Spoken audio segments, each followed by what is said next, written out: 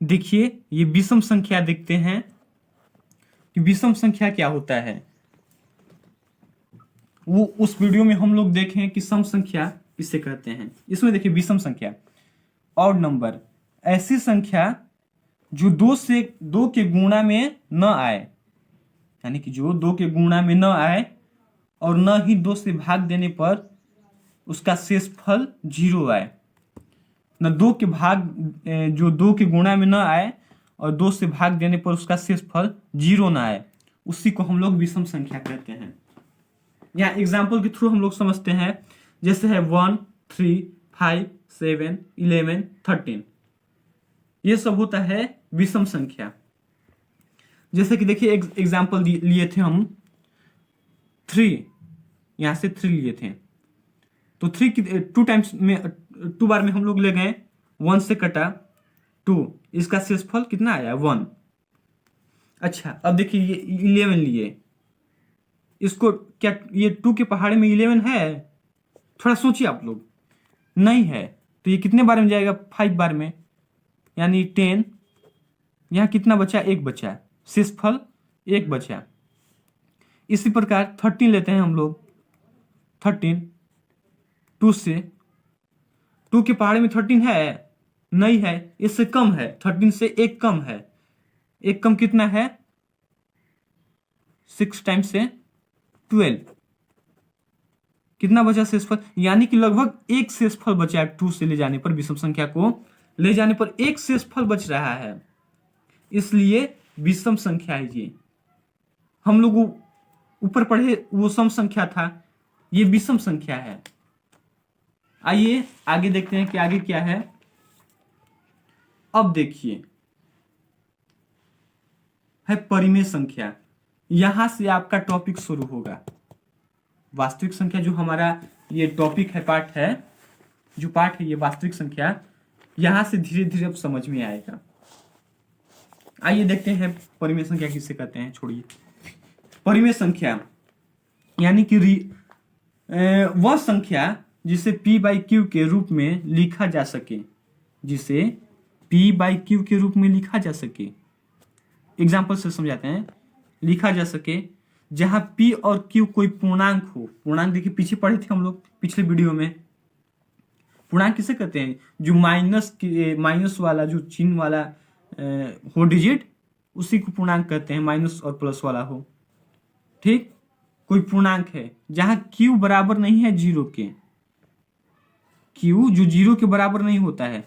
देखिए यहाँ एक परिमेय संख्या है, ये हो गया p और ये हो गया q। ये q जो होता है वो 0 के बराबर नहीं होना चाहिए, इसी को हम लोग परिमेय संख्या बोलते हैं। इसमें कोई भी नंबर हो सकता है, बट्टा वाला जो हम लोग जिसे बट्टा में लिख सकते हैं, उसी को हम लोग परिमेय संख्या कहते हैं।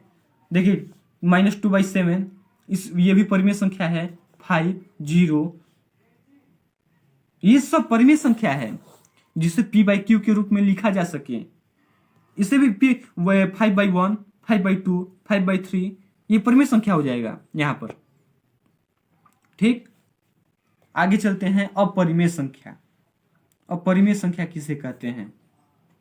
तो वह संख्या, देखिए परिमेय का ठीक उल्टा हो जाता है। जो सम का उल्टा विषम हुआ था ना, वैसे ही परिमेय का उल्टा अपरिमेय हो जाता है। परिमेय में क्या था कि जिसे p/q के रूप में लिखा जा सके उसे परिमेय कहते हैं, और अपरिमेय में हो जाएगा कि जिसे p/q के रूप में नहीं लिखा जा सके। देखिए यहाँ पर है कि वह संख्या जिसे p/q के रूप में न लिखा जा सके, न लिखा जा सके, और जहां p और q इसमें भी पूर्णांक ही रहेंगे, क्योंकि पूर्णांक में तो सभी आते हैं, माइनस और प्लस वाले सभी आते हैं, इंटीजर। इसलिए ये अपरिमेय संख्या हो जाएगा। इसका एग्जाम्पल हो जाएगा √3, √2, 500 पाई etc, यानी कि रूट वाले, इन्हें ये कभी p/q के रूप में नहीं लिखा जा सकता है। ठीक, अब देखिए यहां से हम लोगों का मेन टॉपिक शुरू हुआ, वास्तविक संख्या, कि वास्तविक संख्या किसे कहते हैं। इतना आप लोग पढ़ लिए। अब यहां से आया हम लोगों का मेन टॉपिक, वास्तविक संख्या। तो आइए हम लोग वास्तविक संख्या पर चर्चा करते हैं और पाठ के अंदर जाते हैं कि पाठ किस चीज पर है। तो है वास्तविक संख्या, यानी कि जो परिमेय अपरिमेय संख्या हम लोग पढ़े, परिमेय और अपरिमेय संख्या को हम लोग वास्तविक संख्या कहते हैं। बस परिमेय संख्या में क्या था, जिसे पी बाई क्यू के रूप में लिखा जा सके और जो पी बाई क्यू के रूप में न लिखा जा सके उसी को हम लोग वास्तविक संख्या कहते हैं। देखिए एग्जाम्पल, वही एग्जाम्पल परिमेय वाले हैं, 3/5 -2/7 0√2√5 पाई etc, यानी कि परिमेय संख्या और अपरिमेय संख्या को वास्तविक संख्या दोनों को मिला दिए। परिमेय संख्या में तो पीछे वाले सभी जो पिछले वीडियो में था, सम संख्या, विषम संख्या, ये सब आ गए इसमें परिमेय संख्या में। अब परिमेय संख्या वास्तविक संख्या में क्या आ गए, परिमेय अपरिमेय आ गए, यानी कि यहां से हम लोगों का टॉपिक शुरू हुआ परिमेय वास्तविक संख्या। यहां देखिए अब बुक में थोड़ा कि हमें पढ़ना क्या है। यहां देखिए हाईलाइट के बारे में क्या है कि वास्तविक संख्याओं के बारे में हम लोग चर्चा जारी रखेंगे। ठीक, जारी है अभी। देखिए वास्तविक संख्या में पढ़ना क्या क्या है। इसमें पढ़ना है कि धनात्मक पूर्णांक के दो अति महत्वपूर्ण गुण से प्रारंभ करेंगे। इसके जो धनात्मक पूर्णांक जो हैं वो दो महत्वपूर्ण गुण हैं इसमें। देखिए पहला क्या है, यूक्लिड विभाजन एल्गोरिथ्म पहला है। इसमें जो हम लोग का पहला है वह यूक्लिड परिमेय विभाजन एल्गोरिथ्म, जिसे कहते हैं कलन विधि।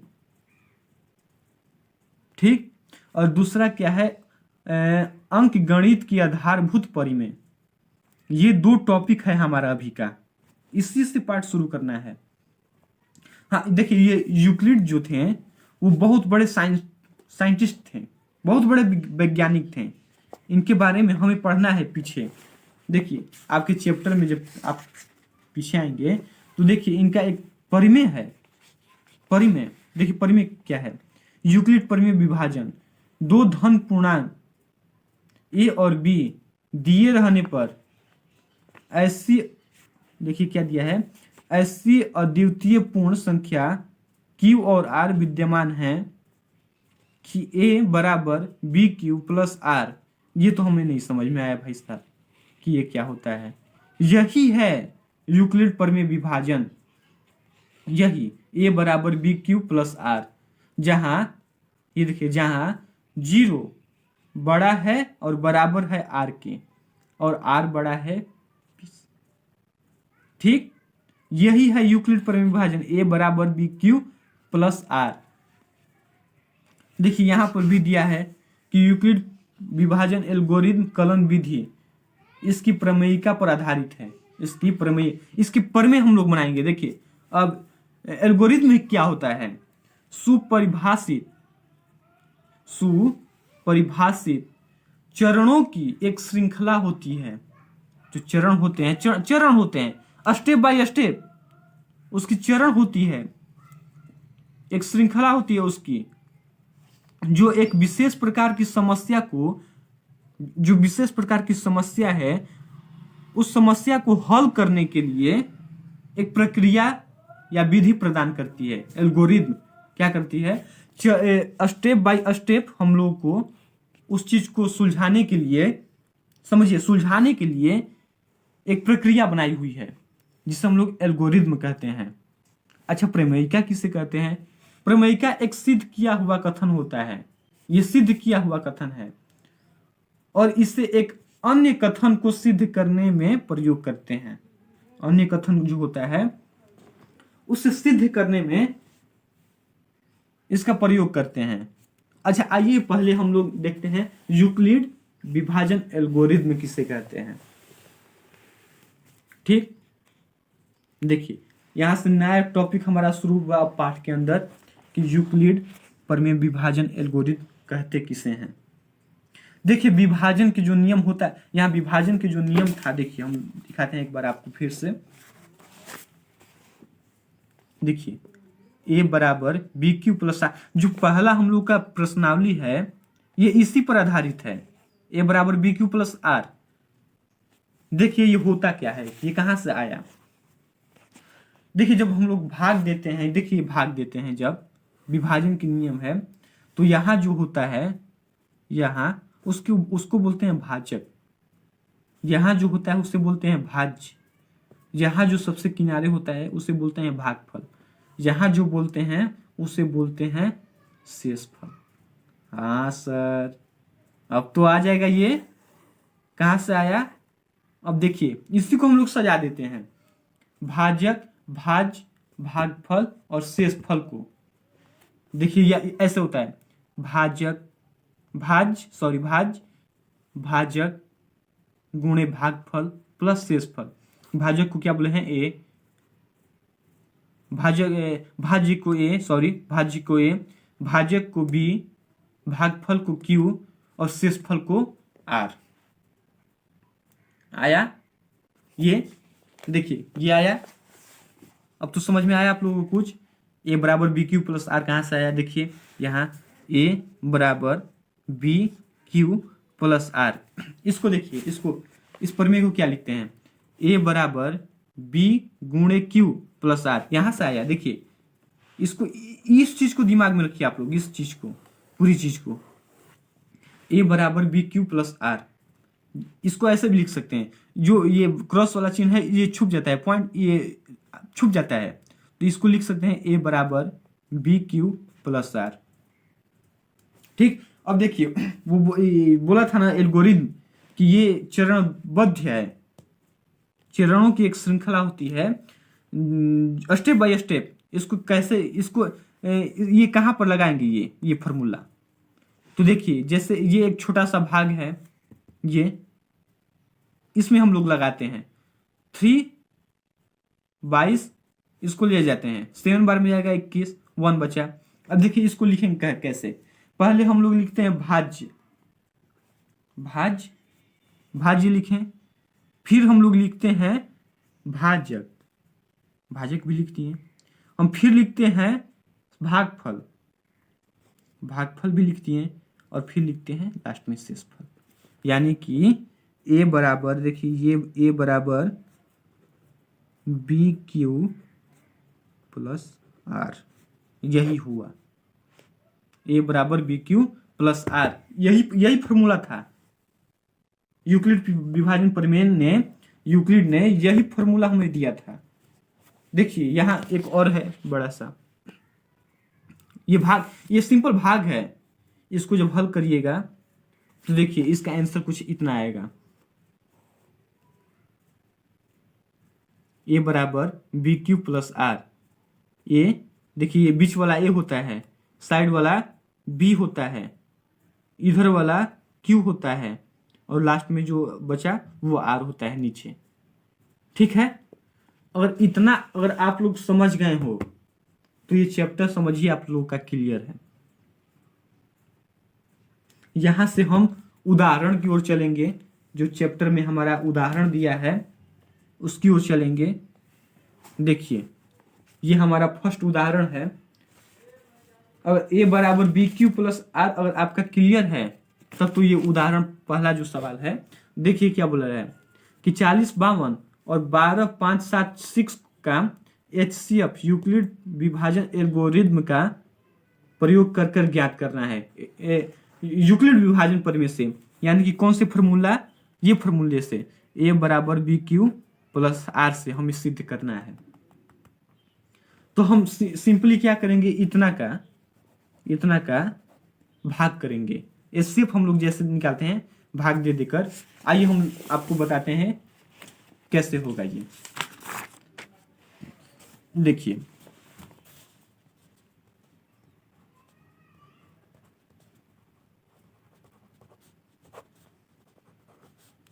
उदाहरण फर्स्ट हुआ, कितना दिया है?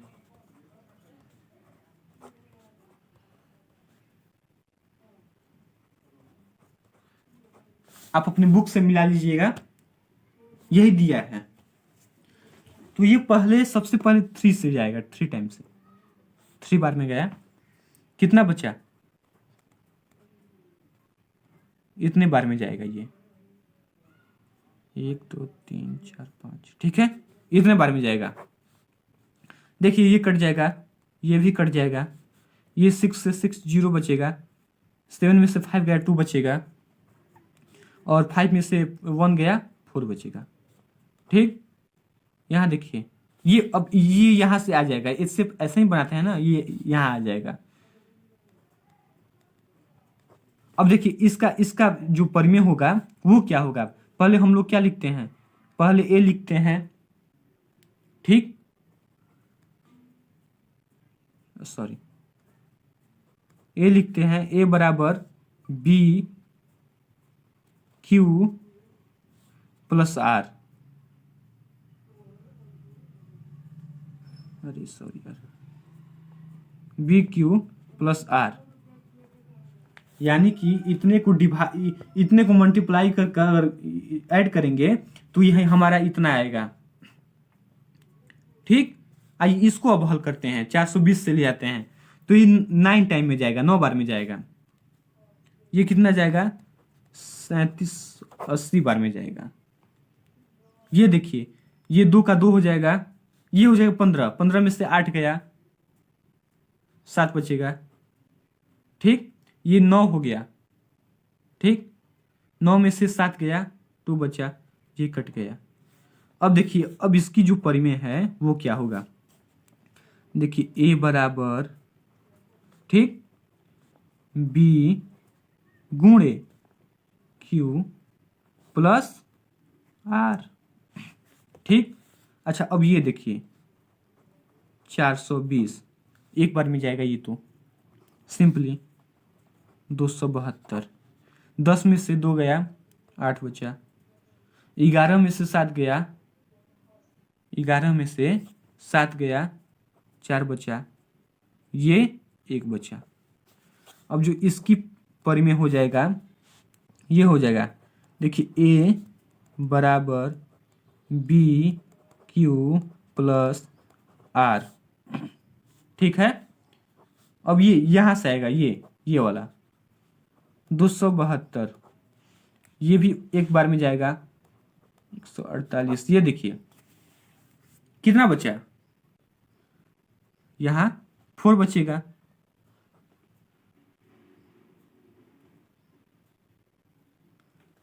अरे सॉरी, ठीक, 4 बचेगा।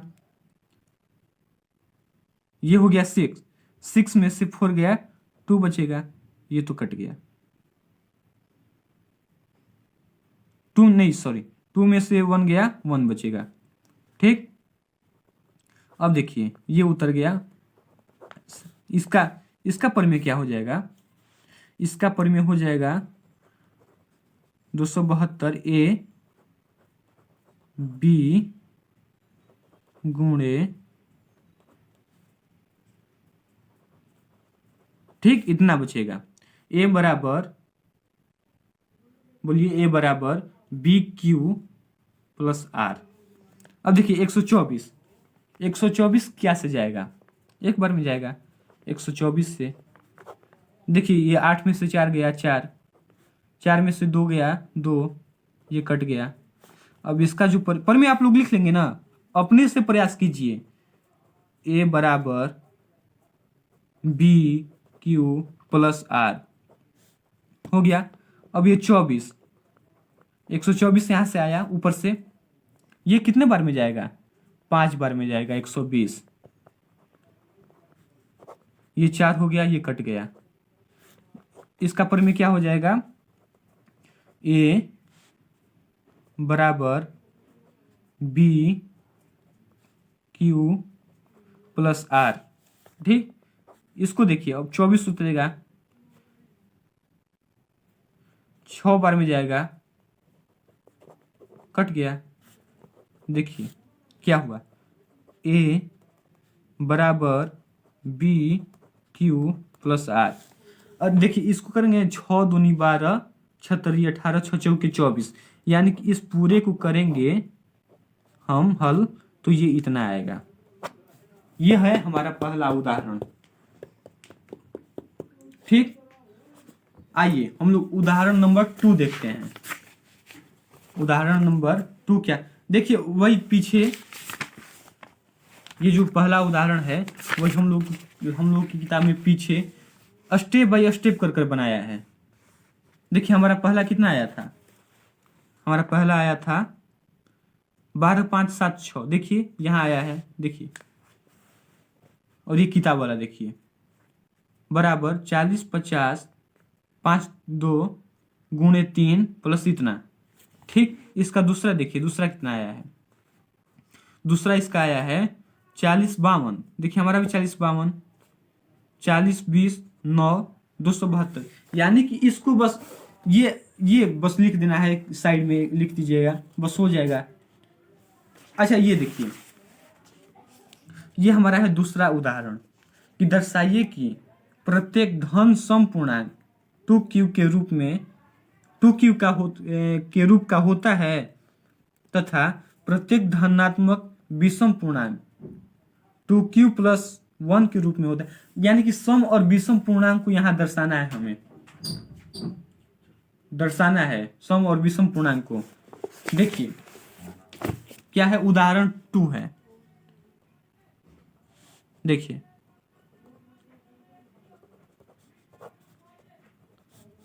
उदाहरण 2, देखिए उदाहरण 2 जो दिया है हमारा,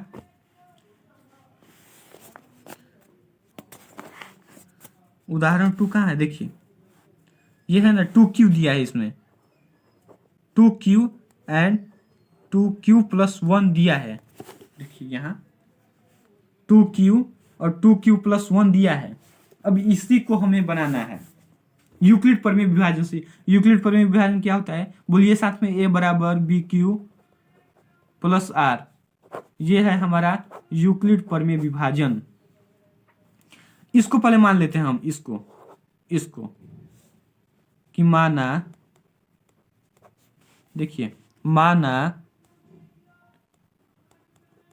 दी गई संख्या जो है वो a है, ये दी गई संख्या ये a है, तो इसका भाजक कितना है, भाजक b बराबर 2 है, 2 है ना भाजक, और शेषफल कितना है, शेषफल मतलब r, देखिए 2 है ना, 2 का शेषफल 2 होगा, जितना संख्या रहेगा उसका शेषफल उतना ही रहेगा, या तो देखिए क्या क्या आएगा, या तो 0 आएगा या तो 1 आएगा, इसका शेषफल 2 कभी भी नहीं आएगा। ठीक, इसका 2 शेषफल आएगा, 0 और 1, यानी कि जितनी संख्या भाजक में दी होगी उसकी शेषफल उतना ही आएगा, बस उसमें 0 और उससे एक संख्या कम रहेगा, उतना शेषफल हो जाएगा उसका। अब देखिए अब क्या होगा कि यूक्लिड परिमेय विभाजन का नियम लगा दीजिए।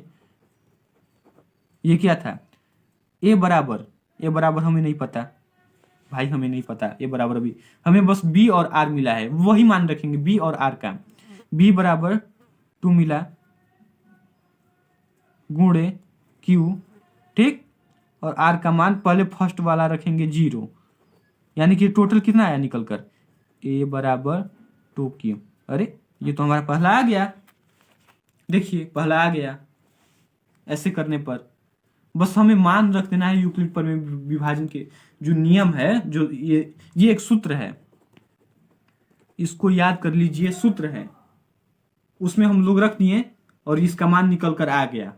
ठीक, अच्छा दूसरा देखिए, उसमें क्या एक रखना है, तो a बराबर हमें नहीं पता, b बराबर हमें पता है 1 है इसमें, ठीक, गुणे q नहीं पता और r का मान है 1, ठीक, सॉरी, ठीक, ये कितना निकल कर आया, a बराबर 2q प्लस 1, देखिए दूसरा भी आ गया, दूसरा भी आ गया।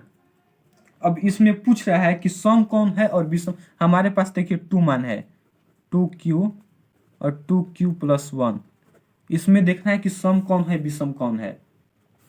देखिए 2 की पारे में है तो ये तो सम हो जाएगा 2, और 2 प्लस 1 यानी कि 3q हो गया, ये हो गया 3q, यानी कि ये हो गया विषम, ये हो गया विषम। हम बता दिए सम कौन है और विषम कौन है, बस दूसरा भी क्लियर है। आइए जल्दी से हम लोग तीसरा देख लेते हैं उदाहरण। उदाहरण जो 3 है इसी के बेसिस पर उदाहरण नंबर 3 भी है। उदाहरण 3 देखिए क्या है कि 4q+1 या 4q+3 के रूप में धनात्मक पूर्णांक बोला है, धनात्मक विषम पूर्णांक। ये देखिए 4+5 हो गया, 4 5 6 7 हो गया, ये विषम पूर्णांक है। तो इसमें हमें q एक पूर्णांक है वो हमें दर्शाना है। आइए ठीक है, क्या क्या दिया है 4q+1 और 4q+2, ये हमें मान दे रखा है इसने क्वेश्चन ने। उसी प्रकार हम लोग बनाएंगे माना दिए गए संख्या ए, हम इसको ए मान लिए, पूरे को ए मान लिए। ठीक, ए मानने के बाद इसका जो भाजक है वो कितना होगा, भाजक जो इसमें नंबर दिया होगा सबसे किनारे में वो हो जाएगा भाजक आपका, यानी कि b बराबर हो जाएगा 4। इसका अब शेषफल बताइए, सोचिए आप लोग, शेषफल कितना बचेगा इसका, शेषफल 4 ही आएगा भाई साहब, 4 ही आएगा। थोड़ा दिमाग से जोड़ डालिए और सोचिए कि शेषफल क्या क्या होगा। शेषफल होगा 0 1 2 3, इसका 4 शेषफल आएगा। जो 4 ये है उससे एक कम होगा शेषफल और इसमें 0 हो जाएगा। ठीक, अब देखिए, अब हम वही नियम में रख देंगे इसको। हमें ये पता नहीं है, ए बराबर बी हमें पता है भाई, बी हमें पता है 4 है। क्यू, क्या आपको क्यू पता है, क्यू नहीं पता है। आर पता है, देखिए इसका 4 समीकरण निकलेगा इसका, ए बराबर 4q इसका निकलेगा, फर्स्ट हो गया, ये हो गया फर्स्ट, ए बराबर 4q। ठीक, इसका दूसरा देखिए, हम दूसरे में हम रखेंगे इसको, दूसरे में 1 रखना है, 0 रखती ए रखना है, 4 गुणे q+1, यानी कि ए बराबर 4q+1। ठीक, दूसरा भी निकल गया। अब तीसरा देखिए, ए बराबर 4q+2 रखना है। ठीक, यानी ए बराबर 4q+2। ठीक है, अब लास्ट है ए बराबर 4q प्लस कितना रखना है हमें, इसमें रखना है 3। 4 तो है नहीं इसमें, क्योंकि 4 जस्ट उसमें है, समझ रहे हैं ना आप। जो जितना डिजिट दिया होगा उससे एक कम हमारा शेषफल बचेगा। तो देखिए हमारे पास 4 आए, 4 समीकरण मान लीजिए 4 हैं। तो हमें ये क्या बोला है इसमें कि इसमें से विषम धनात्मक विषम पूर्णांक कौन है। तो धनात्मक विषम पूर्णांक एक ये है 4 1 5 और एक ये है, बाकी ये दोनों तो सम है, ये सम है। क्लियर है आपको, देख लीजिए आप लोग। ठीक, आइए एक लास्ट उदाहरण है, उदाहरण नंबर 4, उसके बाद हम लोग प्रश्नावली में बढ़ेंगे। देखिए एक क्या दिया है यहाँ पर क्वेश्चन कि एक मिठाई विक्रेता के पास 420 काजू की बर्फियां, ठीक 420 काजू की बर्फियां, हाँ मन में पानी आया। देखिए 420 काजू की बर्फियां और 130 बेदाम की बर्फियां, ठीक काजू और बेदाम की बर्फियां इसके पास है। वह इनकी ढेरी ऐसी बनाना चाहती है कि प्रत्येक ढेरी में बर्फियों की संख्या सामान्य रहे तथा ये ढेरियां बर्फी की परत में न्यूनतम स्थान घेरे। मतलब वो समान बनाना चाहती है और वो सोच रही कि सब कम जगह घेरे। इसके लिए हम लोग वही HCF इन दोनों का निकाल देंगे। तो हमारा कितना ढेरी बनेगा, ये पूछा है कि प्रत्येक ढेरी में कितनी बर्फियां रखी जाएंगी, बर्फियों की संख्या बताना है कि कितनी रखी जाएंगी बर्फियों की संख्या। ठीक ना, आइए हम लोग देखते हैं। देखिए क्या है, 420 है काजू की बर्फियां, ठीक, और 130 है बादाम की बर्फी। इन दोनों का हम लोग सिंपली HCF निकाल देंगे। देखिए HCF निकालेंगे तो 3 से जाएगा, 3 से 390, 0, 12 में से 9 घटा 3 कट गया, 130, 4 बार में जाएगा, कितना बचा, ये 0, 1 एंड कट गया, ठीक। ये 13, 3 बार में, यानी कि कितना हुआ, HCF इसका कितना हुआ, HCF बराबर 10, यानी कि जो होगा इसकी उसके बर्फियों के लिए मिठाई के 10 ढेरिया बनाना पड़ेगा, 10 ढेरी बनानी पड़ेगी, ठीक, 10 ढेरी बनानी पड़ेगी, ठीक है। आज के लिए बस इतना ही, और हम लोग अगले वीडियो में ये प्रश्नावली लेकर आएंगे, प्रश्नावली की ये पांचों क्वेश्चन का आंसर। तब तक आप लोग पढ़ाई करते रहें, और ये जो है इसका अगर नोट्स आप लोग कहेंगे तो हम डिस्क्रिप्शन बॉक्स में दे देंगे पूरी नोट्स इसका। तब तक पढ़ाई करते रहें। Bye bye, good night.